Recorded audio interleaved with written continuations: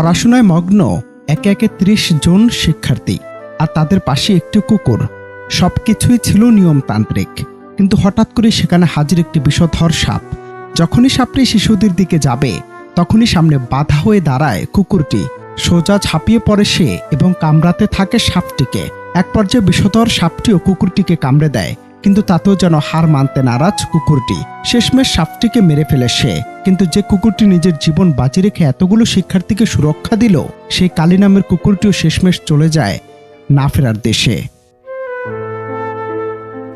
শুনতে কোনো সিনেমার রোমহর্ষক চিত্রনাট্য মনে হলেও ভারতের উড়িষ্যার ময়ূরভঞ্জ জেলায় ঘটে যাওয়া ঘটনা আজ স্তব্ধ করে দিয়েছে বিশ্বকে। সাপটি যখনই শিশুদের নাগাল পেতে চাইল, কালী জীবন বাজি রেখে ঝাঁপিয়ে পড়ল তার উপর। চলল কামড়াকামড়ি আর মরণপণ সংগ্রাম। লড়াইয়ের এক পর্যায়ে বিষধর সাপটি কালীর শরীরে বসিয়ে দেয় বিষাক্ত দাঁত, কিন্তু নিজের শরীরে বিষের যন্ত্রণা নিয়েও এক চুল নড়েনি সে।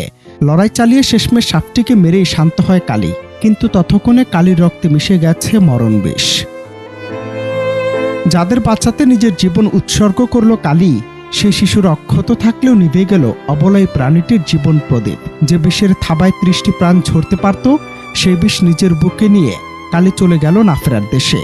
তার এই অসীম ত্যাগে শোকের ছায়া নেমে এসেছে পুরো ময়ূরভঞ্জ জেলায়। গ্রামবাসী তাদের এই হিরোকে ভুলে যায়নি।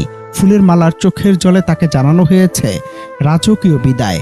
সামাজিক যোগাযোগ মাধ্যমে এখন কালীর এই নিথর দেহের ছবি দেখে চোখ ভিজছে লাখো মানুষের।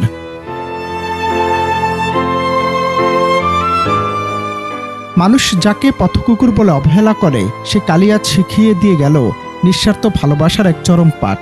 ত্যাগের কোনো জাত নেই, কোনো ভাষা নেই, কালী তার প্রমাণ। উড়িষ্যার এই জনপদ হয়তো তাদের প্রিয় কালীকে হারিয়েছে, কিন্তু পৃথিবীর ইতিহাসে সে অমর হয়ে রইল বীরত্বের এক অনন্য দৃষ্টান্ত হয়ে।